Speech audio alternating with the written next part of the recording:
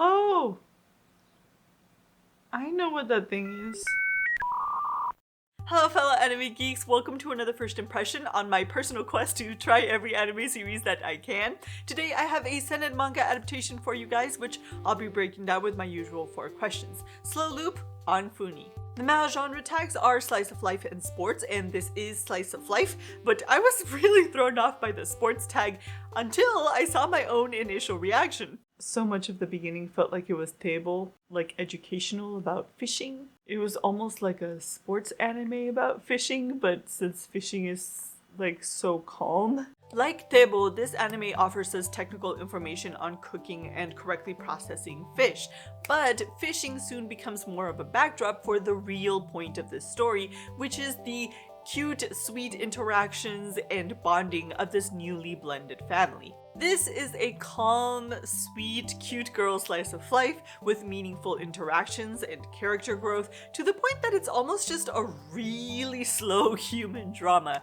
So this is perhaps needless to say, but just to clarify, this is not going to follow the sports anime competitive plotline. No, in fact, the premise is surprisingly deep for a slice of life. Our protagonist's late father taught her how to fish. It was the backdrop to all of their time together, so in her grief, Hiyori sort of buries herself in the activity. She's already really shy on top of this, so she's pretty closed off until Koharu sort of waltzes in and breaks down all of her walls. They're able to become friends, and to Hiyori's delight, she becomes interested in fishing, so Hiyori is able to take on her father's role and teach her how to fish. Koharu has her own language for bonding and for dealing with her own feelings and memories. She shows appreciation by cooking for the people that she loves. So Hiyori catches the fish and Koharu cooks it, and we get lots of heartwarming moments like this where their new blended family is bonding together and growing to match each other's missing pieces.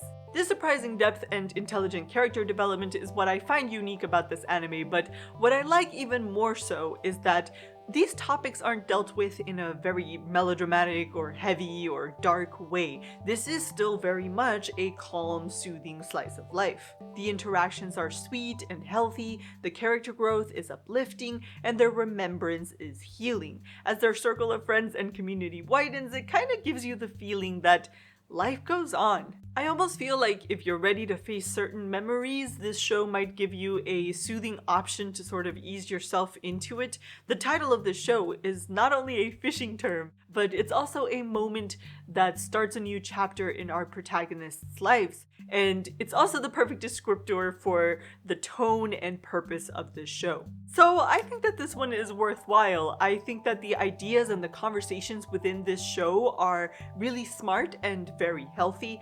But that said, this leans really heavily into the whole like cute girl vibe, and I'm already not a really big fan of calm, really slow moving slice of life, and I'm especially not a really big fan of cute girl things. So as much as I love the different knot information and just admire fishing and correct processing a fish as good survival skills and just general knowledge, I don't know if all of that is actually enough to offset my personal preferences. But it is clear to me that this is one of the best in its genre, so if you like fishing, if you wanted more human drama than Teibou offered you, if you like cute girl slice of life, or if you simply just really like cute, sweet human interactions, then you might like this one. And on that note, I'll catch you in the next video.